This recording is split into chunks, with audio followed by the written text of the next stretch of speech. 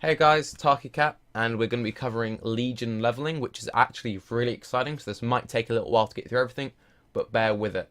Again, we're going to have BlizzCon coverage churning out, and we've already uploaded a lot of channels, so subscribe for more. Right, that aside, let's get into it. So, as you can see, this is the Broken Isles. You're like, I've already seen this map, why is it important? It's really, really important. Basically, the way that leveling is going to work is you can level in whatever order you want.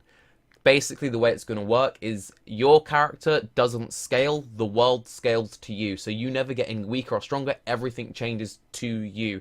You pick any zone, you go there, it's scaled to you, you level in whatever order you want. But, before you get too excited, a few things. Suramar, this one here, this is the max level zone, right? That you cannot go into until you've done the other stuff until you're max. That's that. Thaldranar, to quote, this is Tanaan Jungle. This is like Tanaan Jungle. It's not complete yet. We do not know what's going on. That will come later. Hopefully it does come. It's not a Farallon. That's that. Okay, so now that that's out of the way, that's done. Cool. So, what does that leave you with? It leaves you with Azshara, Azshara, High Mountain, and Stormheim. The Broken Shore is like the intro stuff, so it leaves you with these four. And obviously this is max level, this is coming later, this is the intro. So, let's go on to the next screen. So, Azshara looks pretty cool. This is the concept art. This is basically what everything is based off.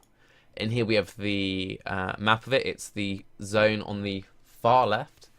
So, to get go, looks pretty. Few interesting points in there. That's what the map looks like. Let's keep churning on through, because who cares, right? So, boom. That's what Black Rook Hold is. This is a 5-man. This is important. Has to do with Ravencrest, has to do with Illidan, Demon Hunters, all that cool stuff. Very, very nice. Again, big thing while I'm talking about this. The way that questing is going to work is you pick your zone, it scales, the zone storyline finishes in the 5-mans, and from the way they explained it, you can only do the 5-mans which you've done the quests for in the zone. So there's going to be like mini achievements. So to do the 5-man, you need to do the quests. To do the raid, you need to do the relevant 5-man. So we're getting mini achievements back in Legion. Boom. Heart of Druidism. That's kind of the whole point of this. This is where Malfurion first learnt how to become a druid from Cenarion himself, who's confirmed to be a raid boss. He's been corrupted. Pretty crazy stuff. Here are some giant tree ants. They look cool. Here are some nasty satyrs. They also look pretty cool. These are corrupted emerald drakes. We're getting a lot of drakes and dragons, which are very cool in my opinion. They look really badass. Hopefully this is a mount, because that looks fucking awesome. Apologies for the swearing. Here we go. This is some Black Rook Hold stuff. Looks pretty cool. Stormheim is the next zone. This is the very heavy Vrykul inspired zone. Basically, these are the Vrykul who left Northrend thousands upon thousands of years ago. They've made their homes here. They're not undead Vrykul. Don't think of the Northrend stuff. Think of like pre-Northrend, even though they came from Northrend. You get what I'm saying? They've got nothing to do with the Lich King. Completely separate. This is them. So this is the actual zone itself. As you can see, all the zones are about the same-ish size. And again, we're not having flying at launch. So you're going to have to cross these little bridges. Terrain seems quite important in all of these zones. There's lots of verticality to the zone. So if you don't like running around mountains, you're going to have to run around mountains at least for a couple of months. Maybe even like the end of the expansion until you get flying.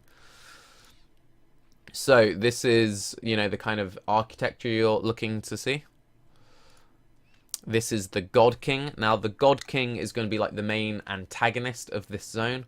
Basically, he's allied himself with the Legion, and he is the self-proclaimed God King of the Vrykul.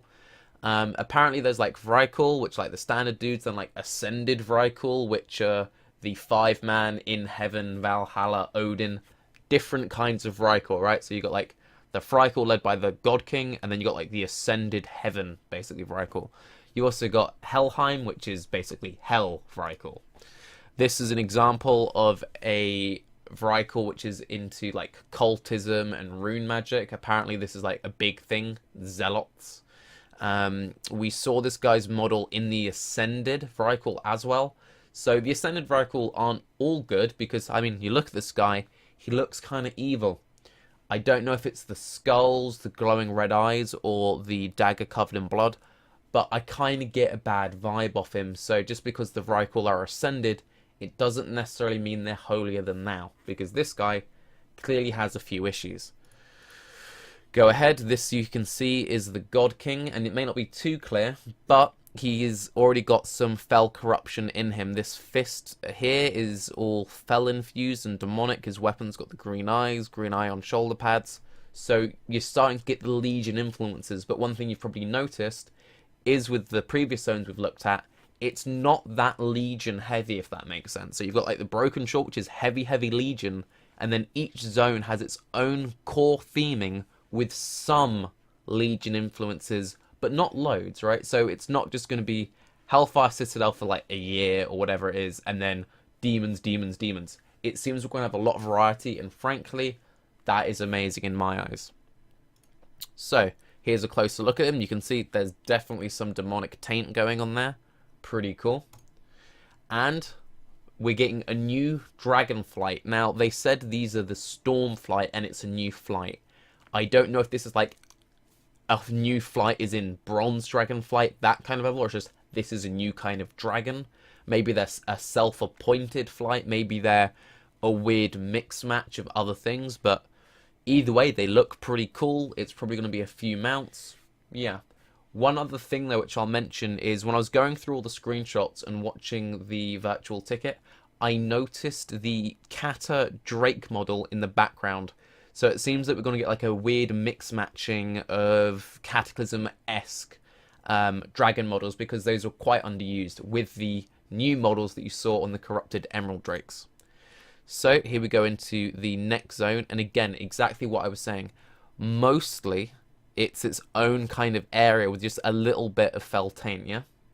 So don't think it's only going to be demons. You're mostly going to be experiencing the new unique zones with some Legion influence. It's not just going to be Legion all day, every day.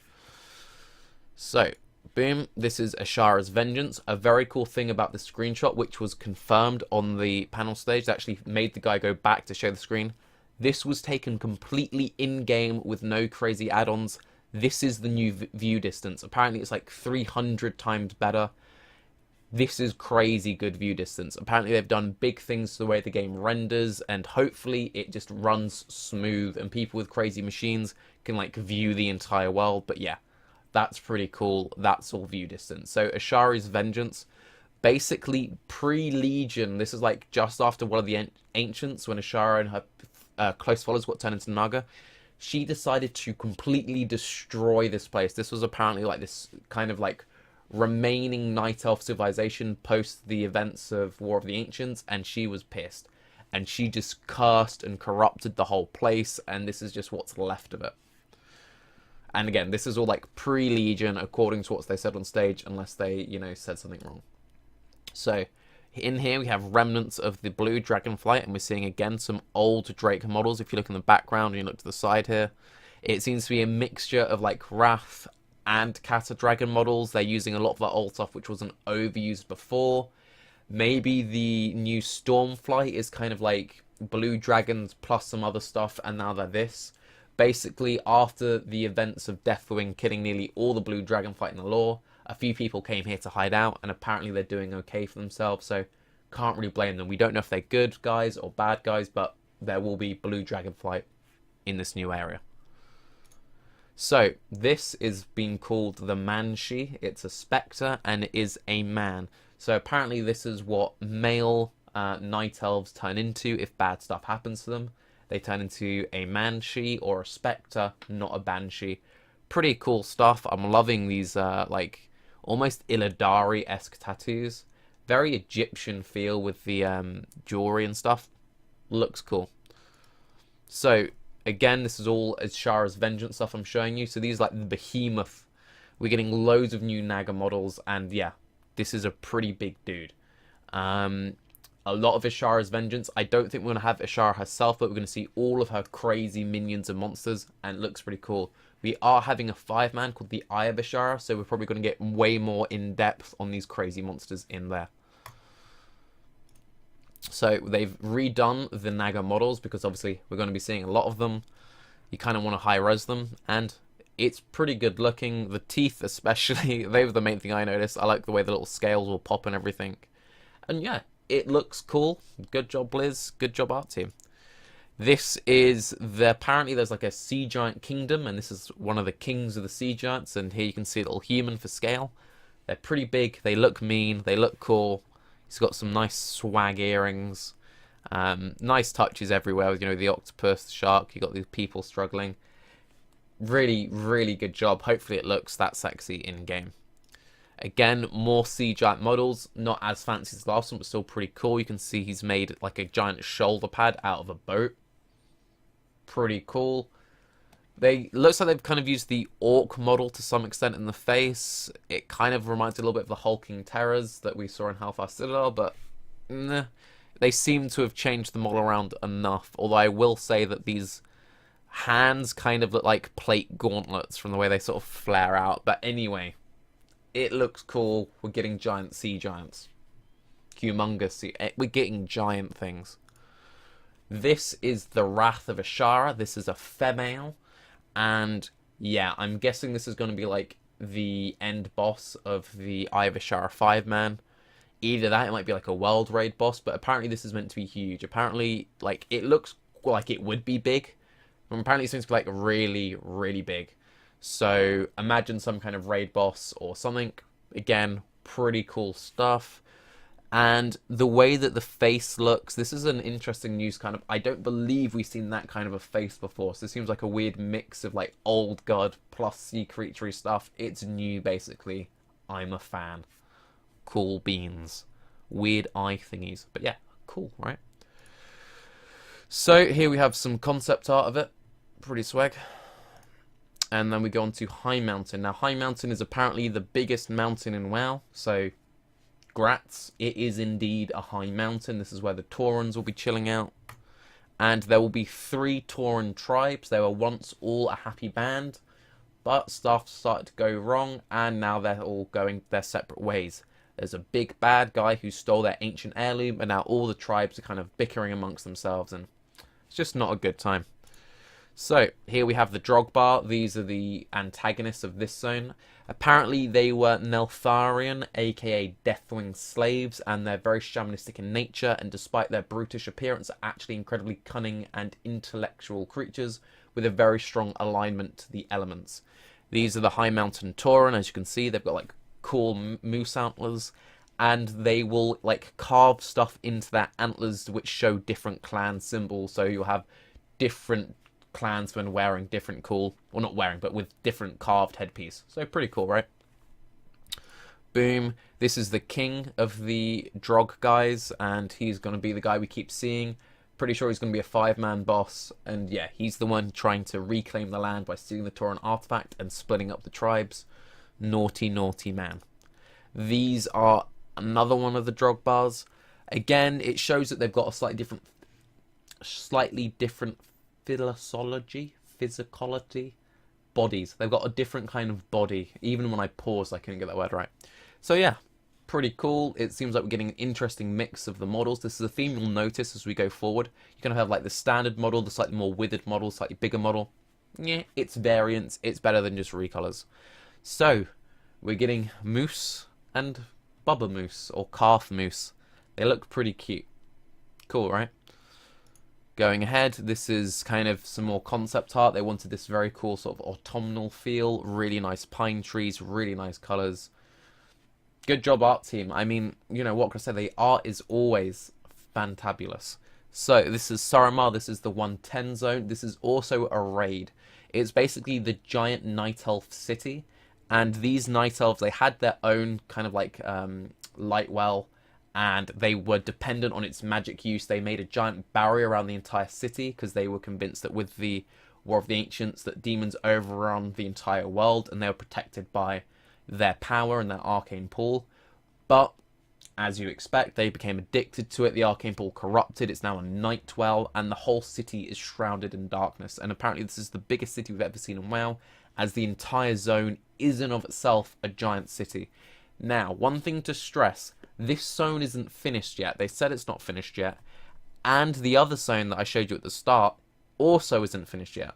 So they've got 2 unfinished zones, which implies that the release may not be as early as people think. We've had the release by September date. It may actually be because stuff isn't finished yet. Anyway, this is this, right?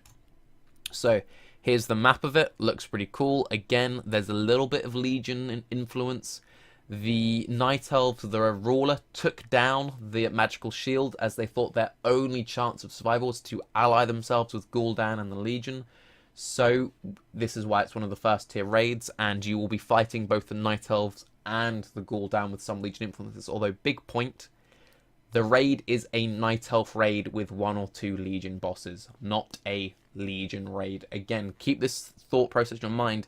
It's the Legion invasion, but they don't want to bore people on demons because they know that there's a lot of demons to come later on. So again, Night Elves, very cool stuff, very interesting architecture. It looks pretty, right? It's just very pretty. Now, one thing which I really liked from their talk about Stormheim is they have like this core art style, and they have these pictures of how the architecture looks, and they have the entire art team apparently of 80 artists up to 60 designers all base it off this kind of like model they have. So it's like, this is a mold of what a house should look like, this is what a roof should look like, copy this style, and that's like their cheat sheet. And I just kind of like how they do things like that, where they show these like cheat sheet-esque pictures. But anyway, looks cool, yeah?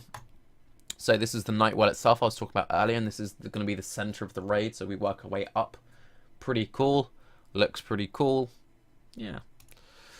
This is the Nightborn, so these are the Night Elves. Their addiction and extreme use of arcane energies has twisted them. They look slightly more regal than our Night Elf counterpoints.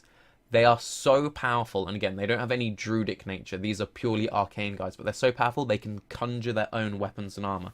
So if you look here, apologies, you can see she has some sort of bow or glaive, which is being completely made. Yeah, it's this weapon here, sorry, some sort of like sword glaive, completely made of arcane energies. Again, her armor is the same. She has these weird, cool tattoos and stuff.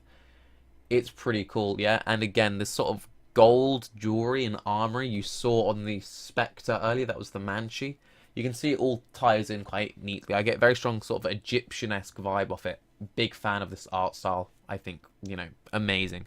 Some of my, I have to say, these are probably my favorite models that I've seen so far on Legion. So we have the Nightborn, then we have the Exiled. So kind of like the Fallen Draenei. The way that it's a similar sort of like deforming of their body, but the way that these guys work, if you commit a crime, you're exiled out of the city. And because the Nightborn is so dependent on the arcane energies of the well, if they start to lose access, they kind of de-evolve into these creatures. Now, it's been confirmed these will be our allies, so we'll be allied with the exiles. And I'm assuming there's going to be some sort of storyline about letting them reclaim the Nightwell. Maybe we'll have a Claxi-esque thing where they only need our help at the beginning because they need our help, and then they turn on us later. That could be kind of cool. I don't know. I can imagine we could see something kind of similar to what we saw with Legion and Iskar, where, you know, the Legion promises to restore them to their former being. We don't know. But yeah, they look pretty cool. Yeah, I like it. Very, very cool. Now, this is some more examples of the Exile. These guys have had slightly longer away from the well, so you can see they've devolved more. They're more skeletal. They're more gaunt. And it's kind of like the longer and the least access you have, the more deformed you become. So you'll have some of the more sane ones as allies, and some of them just as like mindless zombies, think of them. And this is a Wretched, and this is something which is just completely de-evolved, and apparently there'll be swarms of these in the dark places and, you know, lower catacombs and cellars. So it's pretty cool. It won't be like a straight undead vibe, but it'll kind of be like a twisted vibe. And yeah, you can see incredibly skeletal, bones busting out, face all strewn up. Yeah, it's an interesting approach, and I like how it sort of spins off the Wretched that you had with the Blood Elves and the Blood Elf starting zone. Very, very similar. I like how it's in keeping with the lore. Big fan. So, again, this is how we go back to what I was talking about earlier, the Broken Isles gameplay of how does it work. We're scaling the world, not the player. Apparently, the way that this will work is that let's say that Legion launches and I'm level 105 and I want to play with, you know, Cho here, right? He's a panda, he's a Pandaren, of course he's going to be slow, he's rolling around eating food. I'm 105, he's only 101. But let's say that neither of us have been to High Mountain. Well, we can party up, me and Cho, we can go to High Mountain, and we can do our quest together. Because of the way that it works, is the world will scale to both of us. Now, it sounds cool. In practice, we'll have to see exactly how it works, and from the way they described it, it sounds as if you could only jump to a place you hadn't already been to, because they said if you both went to a new area. So maybe if I was already halfway through Azuna, he wouldn't be able to join me, or vice versa. So we need a little more info, but it sounds pretty interesting. So apparently the whole UI and combat integration, there's no control, it just happens. So if it takes level 95 15 seconds to kill it, and then I jump in with my friend Cho into a like 101 world, it will still take me 15 seconds to kill a mob. Itemization you get from quests, again it all completely scales. Apparently this doesn't work at 100, so you can't purposely like max level without doing any quests, 110 sorry, and then suddenly do quests and get amazing 110 gear.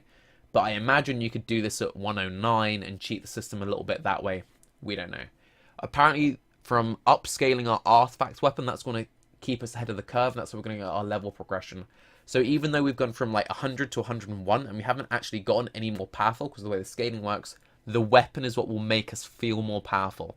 So progressing our weapon as we level up and getting new relic slots for it and all of that stuff, that's what's going to make us more interesting. And also, this model is going to wait at max level as well, right? So even if you're 101, you're going to see this giant like Fell Reaver strolling across the map at 110, and it's going to crush your face. And at 110, the whole zone is scaled up to your level as well.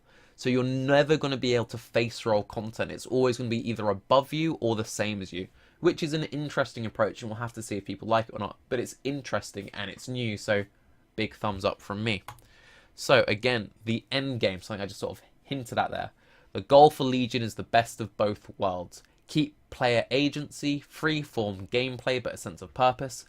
A vehicle for storytelling, structure but a sense of compulsion. Make use of the entire world. What does this all mean, Taki? Basically, adventure mode is bounties from Diablo 3, if you don't know the way that works. You get to max level, you walk into a zone, there's little missions everywhere, you complete like 5 missions, you get a bonus bag, GG. So, if we go over here, you can see the way it looks, and as you see, 1, 2, 3, 4, 5, 6, noob can't count. So if you complete 6, you get a little bonus cache at the end, yeah? Cool stuff. Or maybe it is only 5, and then you get, anyway, 5 or 6, you get a cache, cool stuff. So as you can see, you get these like little exclamation points on your map. This one has a rare thing around it, so it's probably like killing an elite, maybe a world boss, we don't know. And it's the Nightfall objective, kill this, kill that, completing this will get you 250 artifact power. So these will just pop up on your map, apparently they will always be there. You can see it has time left 2 hours. Now this is basically garrison missions for your characters, the way they coined it. And the way it works is there will always be something to do, but it's not like an endless treadmill, apparently. And some quests will be up for only 2 hours, some quests will be up for a whole week, and some will be up for like 2 days, or 4 days, or 3 days. Basically, the way they want to do it is kind of like, rather than a straight daily system, where if you don't do it that day, you're screwed and you've like gone backwards in your progression. It's more like in Hearthstone, right? In Hearthstone, you get a daily quest, and you can have up to 3 daily quests stored before you start missing out. So that's the system they're using in this. Basically, if you don't log in for a few days, you're fine. If you don't log in for, like, say, 4+ days, then you start to fall back. But it's not punishing if you've got work, or if you just need a day to do school stuff or whatever. You can take breaks from the game. Now, this is pretty interesting. Hopefully it means that players don't burn themselves out chasing that artifact early on. It probably means that, but we'll have something to do. So that's pretty cool. We will also still have daily quests, but again, they're not dailies. In our class halls, we'll have emissaries of all the various reputations come and offer us quests, but they'll be yellow or golden exclamation points, not blue. Again, the quests will be there for a few days, they'll stack up, and then after a point, they'll get bored and they'll leave. So this whole new system, this adventure mode, this new approach to dailies is so we always have content to do in the world, but we don't have to do it every single second, otherwise we've, you know, screwed up our character. And again, all of these quests will scale up to 110 because the zones scale to your level. So there's always relevant content. You can't just face roll the mobs. We don't know if this will scale up with your item level as it goes on. I can only imagine so. So imagine 2 raid tiers into Legion. You still won't be face rolling these mobs. So that's pretty exciting and pretty interesting stuff. So as we round up on this various thing, these are the kind of objectives we'll get. As they say, garrison missions for players, reputation-specific objectives, like what I was mentioning earlier with the emissaries coming. PvP objectives, apparently there'll be like alliance towers that you can capture. So let's say I'm Horde, there'll be 2 alliance towers on the map. Going to that area flags me for PvP, so there's the chance of world PvP. I need to kill some NPCs in the towers. Could be interesting, could not be interesting. If you don't want to do it, you don't have to do it, so it's fine. You've got loads of options, you know, if you go back to this. If that's a PvP one, I could skip it. I could do other ones. It's whatever, right? World raid bosses. Again, that was this rare icon I pointed out here. Profession missions. Now, this sounded quite interesting. The way they described it, they only mentioned gathering professions. So I don't know if this will be also for like blacksmithing and alchemy. But if you had mining and herbing, apparently there'll be like unique areas you can access that only you can access with your gathering profession. So, for example, let's pretend that this here is a mine that only, you know, miners can go into, and they have to defeat some creatures and they get some extra resources out of it, and then that's their kind of reward. So, the thing which is basically good about this and this whole system is it's giving solo players something to always do. It's giving people who don't want to raid something always to do. It gives raiders something to do outside of raid nights. This is all really, really promising stuff. And with the way that you pick which order you level in the zones, if you have a lot of alts, you have a slightly more interesting leveling path. Maybe you could purposely skip zones and then save them for other characters, or if there's like one that you love, you can go straight to that and then swap it all around in it. It seems pretty fresh and pretty exciting, and it's all pretty cool. The final objective, they say, is mini games. Think of this like the stuff you had in Mists of Pandaria, like Roll Club. This is basically the fun little games of, you know, you need to go do this silly thing, interact with this mech machine, run over a bunch of gnomes, you know, get through this obstacle course. So yeah. Sorry for the rapid talking, but there's a lot of stuff to cover for BlizzCon, and this is like my 5th video already. I'm TarkyCat, subscribe for more coverage. I hope this was useful and interesting. I'm pretty hyped. Are you hyped? Let me know in the comments. Anyway, TarkyCat, subscribe. Bye-bye. Thanks for watching. I need a drink.